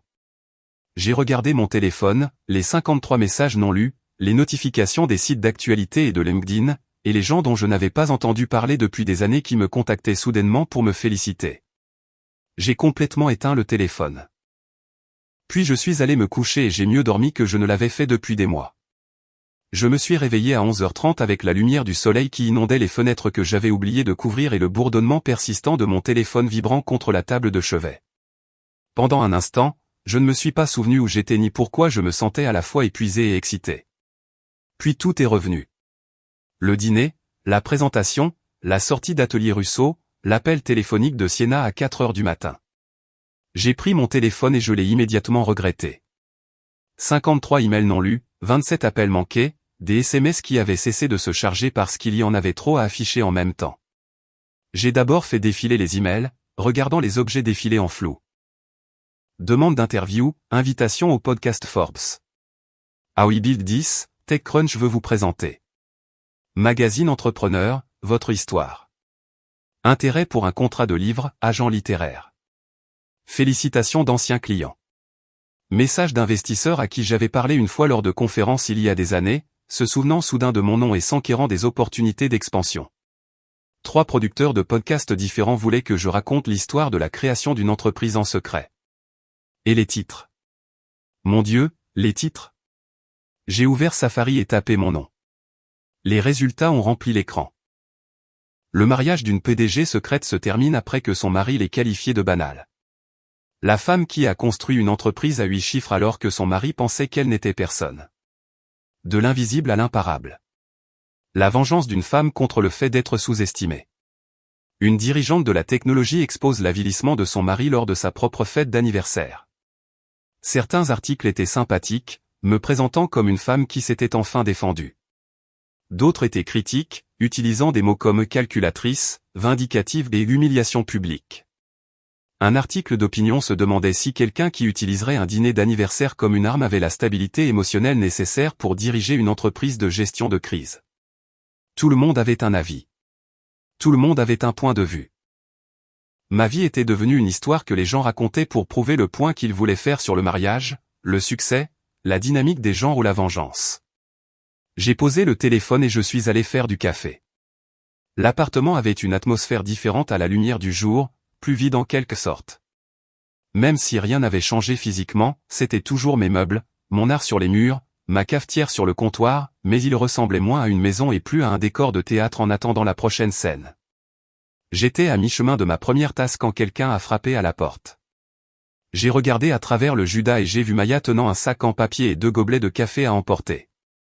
J'ai apporté des renforts, dit-elle quand j'ai ouvert la porte. Des bagels de cet endroit de la mission que tu aimais un meilleur café que ce que tu bois. Elle est entrée sans attendre d'invitation, a posé le tout sur le comptoir de la cuisine et m'a serré dans ses bras plus longtemps que nous ne le tolérions habituellement. Tu l'as fait, dit-elle quand elle a finalement lâché prise. Tu l'as vraiment fait. Fais quoi? Détruis mon mariage devant un public? Arrêtez de te cacher. Elle ouvrit le sac, en sortit des bagels et du fromage à la crème. Arrêtez de te faire petite, arrêtez de le laisser s'attribuer le mérite de la vie que tu as construite. Nous nous sommes installés sur le canapé avec de la nourriture et un meilleur café et Maya m'a raconté sa matinée. J'ai déjà donné 3 interviews. Forbes, TechCrunch et Marketplace de NPR. J'en ai refusé 5 autres parce que je me suis dit qu'on devrait coordonner nos messages. Elle prit une bouchée de son bagel. Jordan s'est occupé de la plupart des demandes de presse, mais ils veulent spécifiquement nous deux. L'histoire de 2 femmes qui construisent quelque chose d'aussi grand et secret. C'est de la nourriture pour chat pour les médias économiques en ce moment. C'est si mauvais que ça, ai-je demandé. Les trucs personnels. Maya sortit son téléphone, fit défiler quelque chose. C'est partout. Le dîner, la présentation, l'annonce de l'acquisition. Quelqu'un au restaurant a dû parler parce qu'il y a des détails sur ce que tu as dit, ce que tu as montré à l'écran. Twitter s'en donne à cœur joie. La moitié des gens te traitent d'héroïne. L'autre moitié pense que tu es une méchante. Elle me tendit son téléphone. J'ai fait défiler les tweets. C'est ce que nous voulons dire quand nous disons que le travail des femmes est invisible. Elle finançait littéralement toute sa vie et il l'a qualifiée de banale. Imaginez être si fragile que vous ne pouvez pas supporter que votre femme réussisse. Les hommes sont embarrassants. Elle l'a humilié lors de son dîner d'anniversaire devant tous ses amis. Ce n'est pas de l'autonomisation, c'est de la cruauté. Jouer à des jeux stupides, gagner des prix stupides. Il l'a qualifiée de banale. Elle a montré les preuves. Bon échange. J'ai rendu le téléphone. Je ne sais pas si je peux encore lire ça. Tu ne devrais pas, dit Maya. Rien de tout ça n'a d'importance. Ce qui compte, c'est que nous avons une entreprise à diriger et que tout le monde sait soudainement qui nous sommes. Elle posa son bagel. Est-ce que tu le regrettes? La façon dont tu l'as fait? Rendre public au dîner au lieu de simplement demander le divorce tranquillement? J'y ai pensé. Vraiment pensé? Non, ai-je finalement dit. Je ne regrette pas d'avoir dit la vérité. Je regrette qu'il ait fallu qu'il me qualifie de banal pour que je réalise que je m'étais rendu invisible, que j'avais passé 7 ans à rétrécir pour qu'il puisse s'étendre. Maya hocha lentement la tête. Tu sais que ça change tout, n'est-ce pas? Nous ne pouvons plus rester anonymes. Nous sommes le visage d'Ashford Chin maintenant. Les gens vont avoir des opinions sur nous, sur la façon dont nous nous habillons, ce que nous disons, avec qui nous sortons, ce que nous croyons. Nous sommes des personnalités publiques maintenant, que nous le voulions ou non. Je sais. Es-tu prête à ça? J'ai regardé mon téléphone, les 53 emails et les 27 appels manqués et les centaines de notifications de médias sociaux que je n'avais même pas commencé à traiter. Je suppose que je dois l'être. Maya est restée 1 heure de plus à m'aider à rédiger des réponses aux demandes d'interview les plus importantes, à coordonner avec Jordan la stratégie de messagerie, à faire une liste des décisions qui devaient être prises concernant la présence publique de l'entreprise maintenant que nous n'étions plus invisibles. Quand elle est partie, j'ai finalement ouvert mon email personnel et j'ai trouvé ce que j'avais évité. 12 messages d'Emmett envoyés tout au long de la nuit et tôt le matin. Je les ai lus dans l'ordre chronologique, regardant la progression comme un timelapse de l'effondrement du concept de soi de quelqu'un. 23h47, c'était quoi ça? Tu m'as humilié devant tous ceux que je connais. Comment as-tu pu faire ça? Minuit 23, tu as planifié ça. Tu m'as piégé. Tu m'as fait passer pour un idiot exprès. Minuit 58, je sais que j'ai dit quelque chose de blessant, mais tu n'avais pas besoin de me détruire publiquement. C'était cruel. 1h34, tout le monde m'envoie des SMS. Le communiqué de presse est partout. Pourquoi tu ne m'as pas dit? Pourquoi tu l'as caché? 2h15, je ne comprends pas. Tu ne m'as jamais dit que tu avais une entreprise. Tu n'as jamais dit que tu avais du succès. Comment étais-je censé le savoir? 2h47, je ne savais pas que tu nous soutenais financièrement. Tu n'as jamais mentionné les paiements de loyer ou les prêts. Pourquoi tu ne m'as pas dit? 3h03, Marcus m'a demandé si j'avais déjà posé des questions sur ton travail. Si je m'étais déjà demandé ce que tu construisais, et je n'ai pas pu lui répondre. 3h33, je vois maintenant. Je vois ce que j'ai fait. Comment je n'ai jamais demandé? Comment je n'ai jamais regardé? Comment je t'ai rendu petite parce que j'avais besoin de me sentir grand? Je ne sais pas si tu liras jamais ça, mais je suis désolé. Le dernier message était différent des autres. Moins défensif, plus brut, comme s'il avait finalement arrêté d'essayer de gérer la situation et avait commencé à réellement penser à ce qu'il avait fait. Je l'ai lu 2 fois, cherchant une manipulation, le choix de mots prudents de quelqu'un qui essaie de produire une réponse spécifique. Je n'ai trouvé que de l'épuisement et quelque chose qui aurait pu être une compréhension sincère.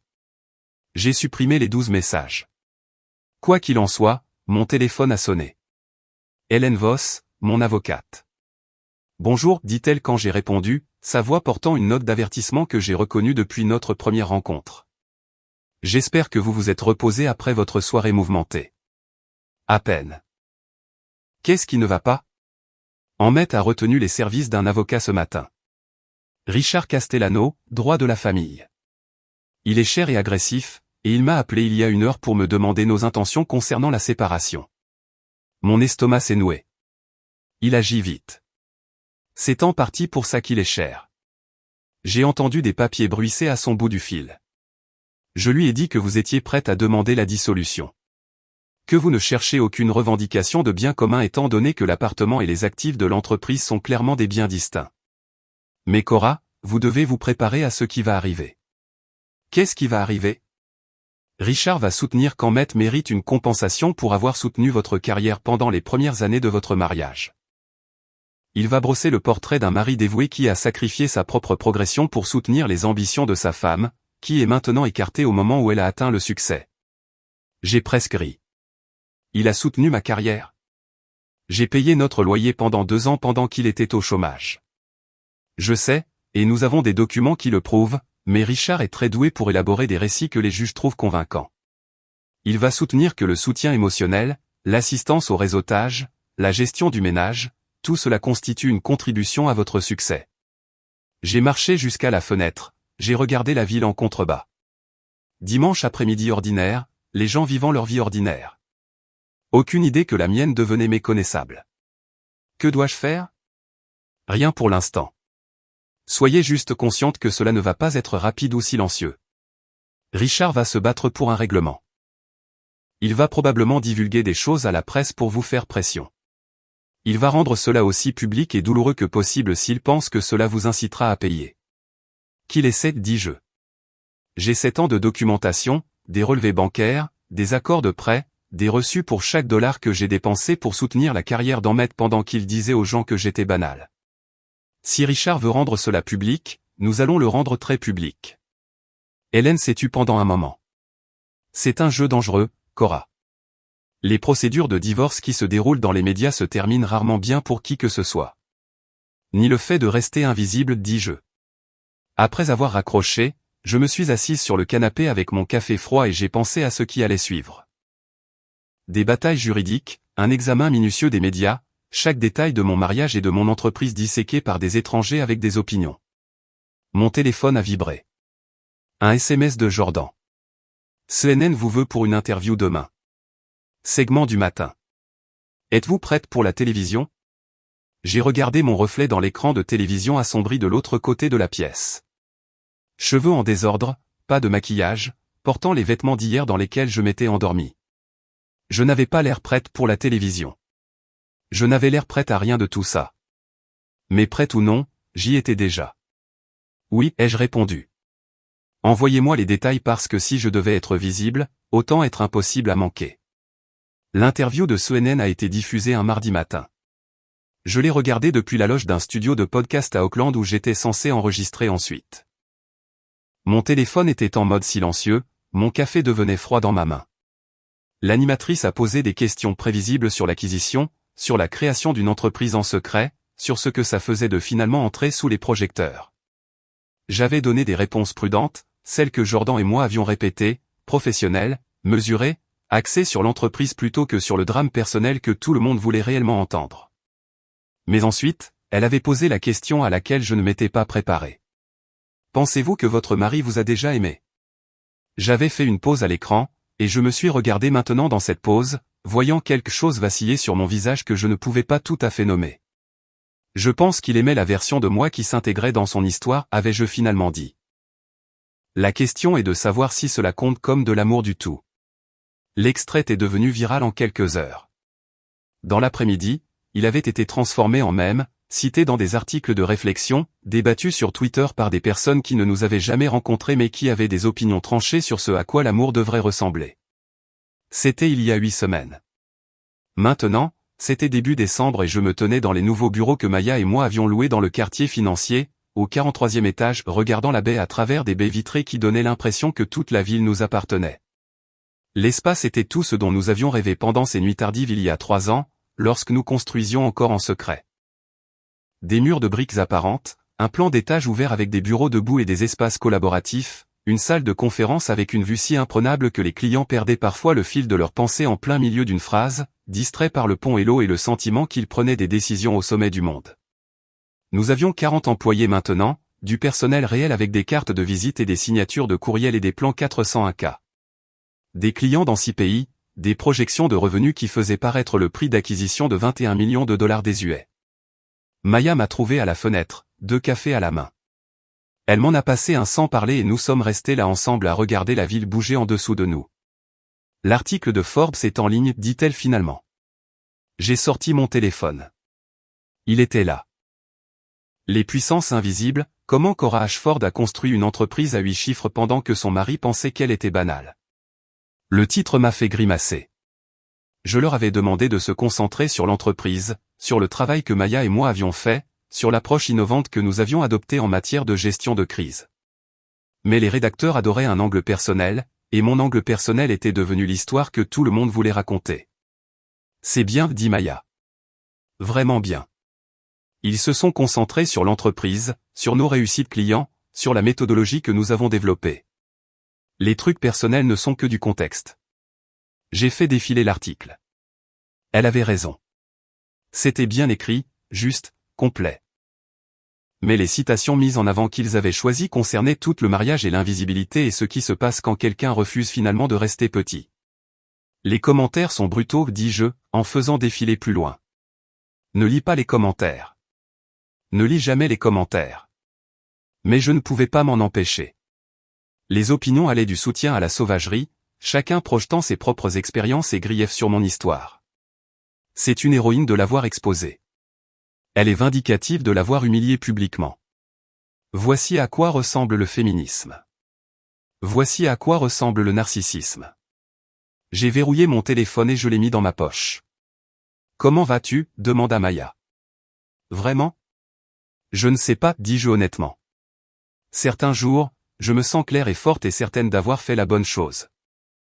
D'autres jours, je me demande si j'aurais pu gérer ça différemment, être moins public, moins dramatique.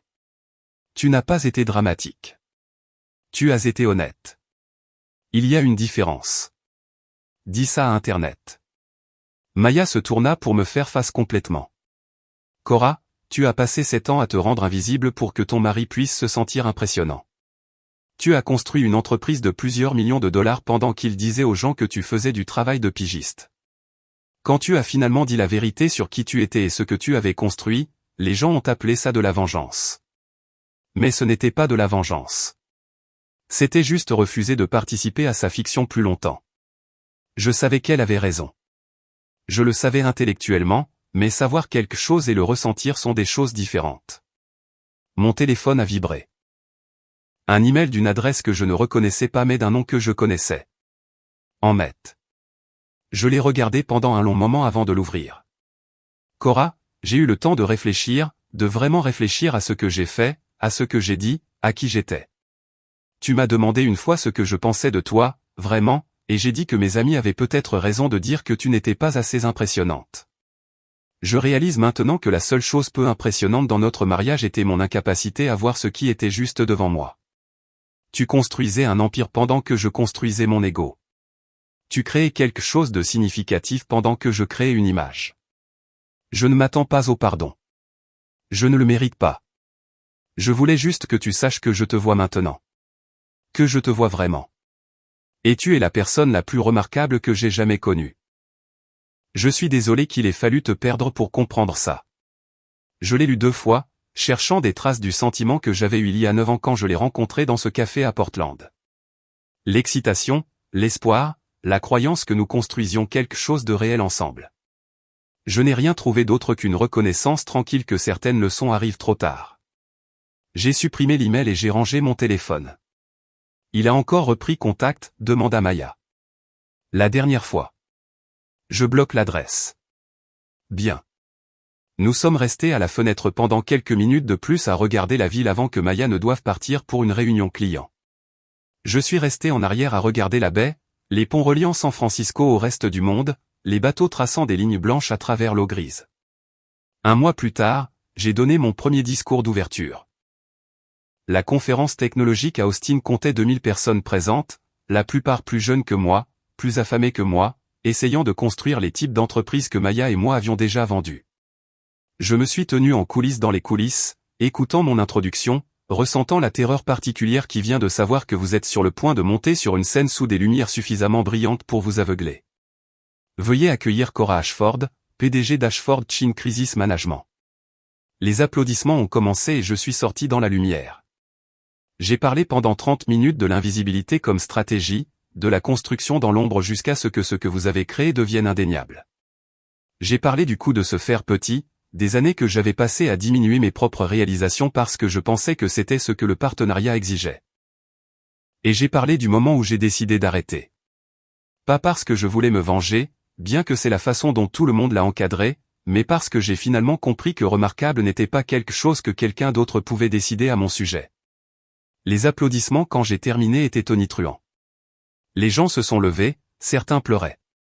Ensuite, dans la loge, une jeune femme s'est approchée de moi. Elle ne devait pas avoir plus de 25 ans, les yeux brillants de cette fin particulière qui vient de vouloir prouver que vous êtes digne de l'espace que vous occupez.